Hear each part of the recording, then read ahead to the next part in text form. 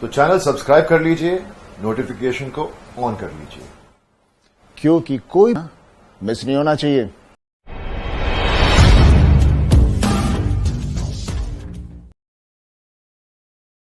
Intrapreneur ये कोई spelling mistake नहीं है, ये एक माइंडसेट है। स्वागत है आपका, मैं Vivek Bindra, founder and CEO बड़ा बिजनेस.com। ठीक पढ़ा है आपने थंबनेल पे, एंटरप्रेन्योर वर्सेस इंट्राप्रेन्योर। संपूर्ण ज्ञान दूंगा। ये कैसा माइंडसेट है? मोदी जी बोल रहे हैं आजकल आप हो जाओ आत्मनिर्भर यानी कि सेल्फ रिलायंट, लेकिन एम्प्लॉय अगर बन जाए इंट्राप्रेन्योर वो जाता है आत्म प्रेरित।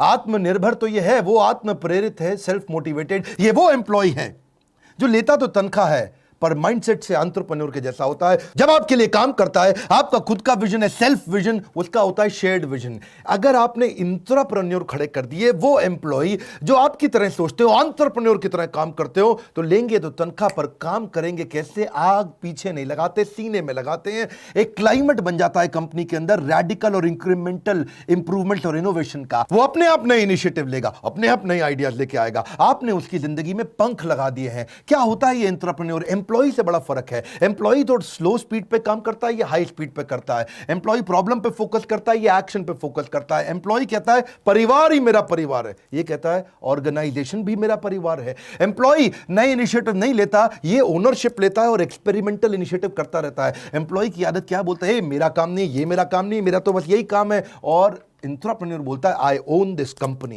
वो कहता है खाली ये काम नहीं, पूरी कंपनी मेरी है। इसीलिए एम्प्लॉय कंज्यूमर रह जाता है, ये कंट्रीब्यूटर और प्रोड्यूसर बन जाता है। इस चक्कर पता है क्या? एम्प्लॉय माइंडसेट के लोग हमेशा रिएक्टिव और पुश स्टार्ट होते हैं, ये प्रोएक्टिव और सेल्फ स्टार्ट होता है। एम्प्लॉय अवेलेबल होगा टाइम टू टाइम, वो टाइम बेस्ड काम करता है। ये अवेलेबल होगा every time, all the time, ये टास्क बेस्ड काम करता है। इंट्राप्रेन्योर का माइंडसेट चेंज हो गया ना।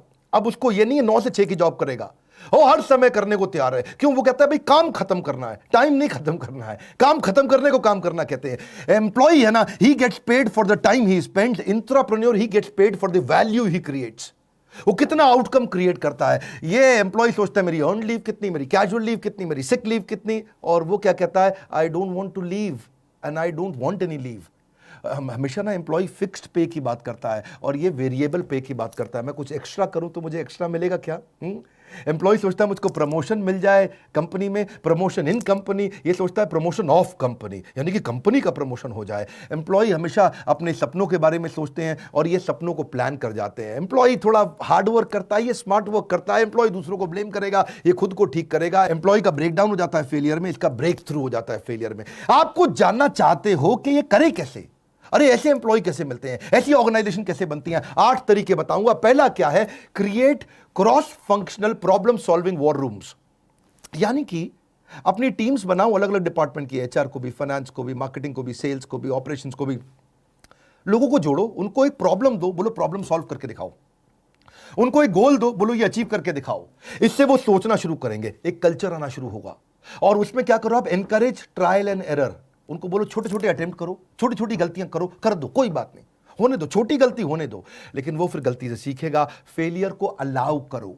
अगला पॉइंट क्या है? ईसॉप और रिवॉर्ड और ग्रोथ पाथ। ये ग्रोथ पाथ बड़ा इंपॉर्टेंट है, ईसॉप बहुत इंपॉर्टेंट है। ईसॉप मतलब एम्प्लॉय स्टॉक ऑप्शन। हमारा जो 2 साल का कोर्स है वहां हमने ईसॉप डिटेल में समझाया है कि आप एम्प्लॉय को स्टॉक ऑप्शन यानी कि अपने शेयर होल्डर कैसे बना सकते हो। उसको 1% का, आधा परसेंट का, 2% का, 4% का शेयर होल्डर बना दो। तनख्वाह के साथ जब उसको शेयर मिलते हैं उसको लगता है कंपनी ग्रो कर रही है, मैं भी ग्रो कर रहा हूं, क्योंकि वो ओनर बन जाता है। उसका ग्रोथ पाथ बनाओ। वो कैसे बनेगा? मैनेजर से, जनरल मैनेजर से, असिस्टेंट वाइस प्रेसिडेंट से, वाइस प्रेसिडेंट से, चीफ मार्केटिंग ऑफिसर या चीफ सेल्स ऑफिसर या चीफ स्ट्रेटजी ऑफिसर या चीफ ह्यूमन रिसोर्स ऑफिसर। उसको ग्रोथ पाथ दो, उसको एक पिता की तरह सपोर्ट करो। और पर्सनल मेंटरिंग अराउंड गोल ओरिएंटेशन, ये बड़ा इंपॉर्टेंट है। गोल्स क्रिएट करो। जिस ऑर्गेनाइजेशन में गोल्स क्रिएट करके क्लैरिटी देके मेंटरिंग 1 to 1, मतलब 1 to 1 अकेले में पीठ थपथपा करके, अगर आप दो डायरेक्शन, वो लेगा डिसीजन। मेरी बात सुनो, आपका काम है डायरेक्शन, उसका काम है डिसीजन। एकदम कल्चर बदलने लग जाएगा। एक और तरीका कल्चर बदलने के लिए कि थोड़ा कस्टमर के नजदीक जाओ, get closer to the customer. Customer centricity, क्योंकि कस्टमर आपको बताएगा उसको क्या चाहिए। कस्टमर आपको ऑर्गेनाइजेशन में कहीं करेक्शन देगा, कहीं सजेशन देगा, कहीं इंप्रूवमेंट देगा, और उससे आपको आइडिया जब आपके एम्प्लॉइज को, इंट्राप्रेन्योर को मिलेंगे तो वो करने की कोशिश करेंगे, क्योंकि आपने ऐसा कल्चर क्रिएट कर दिया। अगला point, every performance should be rewarded immediately. कुछ भी अच्छा करे कोई, उसको कर दो। क्योंकि देखो मेरी बात सुनो, जिस व्यवहार पे दोगे पुरस्कार, वही तो व्यवहार दोहराएगा बार बार। Effort that is appreciated gets repeated. चक्कर पता है क्या है, कई एम्प्लॉय कैसे होते हैं, काम करो तब भी उतनी तनख्वाह, नहीं करो तब भी उतनी तनख्वाह, तो फिर क्यों करे? हा, सरकारी मेंटालिटी हो जाती है ना। इसको बोलते हैं कैरेट एंड स्टिक फॉर्मूला। आपको मालूम है हमारे देश के आईएएस ऑफिसर्स ने कभी बहुत बड़े बड़े रेवोल्यूशन नहीं किए। बड़े कम आईएएस ऑफिसर्स हैं जिन्होंने बड़े रेवोल्यूशंस लेके आए हैं। जानते हैं क्यों? क्योंकि अगर वो कुछ बहुत एक्स्ट्रा करते हैं तो बड़ा इंसेंटिव मिलता नहीं है, और वो कुछ गलती कर बैठते हैं तो उनको पिटाई बहुत हो जाती है। कभी सीएजी, सीवीसी, सीबीआई वो सब रेड मारने आ जाते हैं। तो इस चक्कर में क्या है, उनको ना कैरेट एंड स्टिक फॉर्मूला नहीं है। स्टिक तो है, अगर आईएएस ऑफिसर गलती करे तो उसकी पिटाई होती है, लेकिन अगर वो कुछ अच्छा करे तो उसको कोई बड़ा इंसेंटिव, रेवेन्यू, रिवॉर्ड उतने बड़े मिलते नहीं हैं। आप कर सकते हो ये, आप क्या कर सकते हो? Share financial success with employees. कुछ भी अगर आपको बड़ी फाइनेंशियल सक्सेस आ रही है, शेयर करो, इंसेंटिवाइज करो किसी इफेक्टिव आइडिया को। अगर आपका एम्प्लॉय कस्टमर का सेटिस्फैक्शन बढ़ा दे, या आपका रेवेन्यू बढ़ा दे, आपकी कॉस्ट घटा दे, 3 बातें बोली है मैंने। कस्टमर का सेटिस्फैक्शन, आपका रेवेन्यू या आपकी कॉस्ट। रेवेन्यू बढ़ाए, कॉस्ट घटाए, सेटिस्फैक्शन बढ़ाए, इनमें से कुछ भी कर दे तो उसको फाइनेंशियल रिवॉर्ड दो। देखो फाइनेंशियल रिवॉर्ड में ना नुकसान नहीं है, क्योंकि कॉस्ट मूव्स विद प्रॉफिट। जब प्रॉफिट बढ़ेगा तभी तो कॉस्ट आएगी आपकी, जब वो पैसा लेके आएगा तभी तो देना पड़ेगा आपको।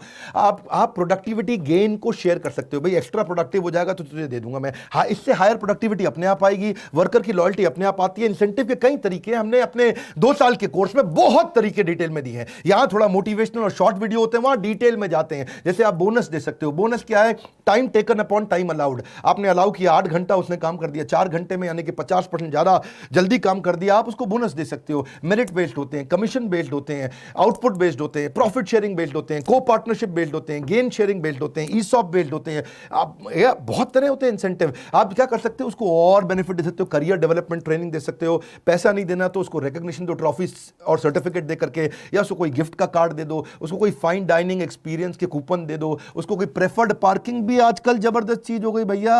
पार्किंग कम है, आपने एम्प्लॉय की पार्किंग का स्लॉट बना दिया, वो आता है बड़े एकदम समझो चौधरी जी, हाँ आज हम अपनी गाड़ी लगाएंगे, ये हमारी गाड़ी की जगह है।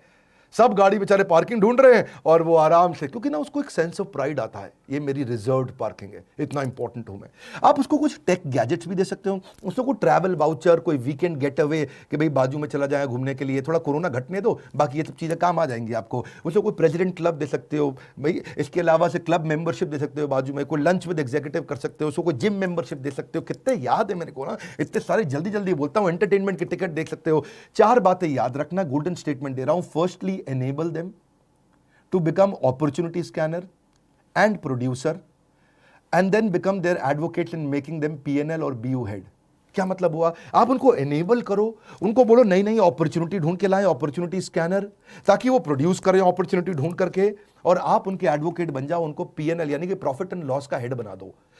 भाई तेरा ये डिपार्टमेंट है, ये तेरे 25 सेल्स के लोग हैं, तू उनको हेड कर रहा है, जितना इनका खर्चा है और जितनी ये कमा के देंगे, वो जब कमा के देंगे जितना प्रॉफिट होगा, उस प्रॉफिट में 5% तेरा भी शेयर है।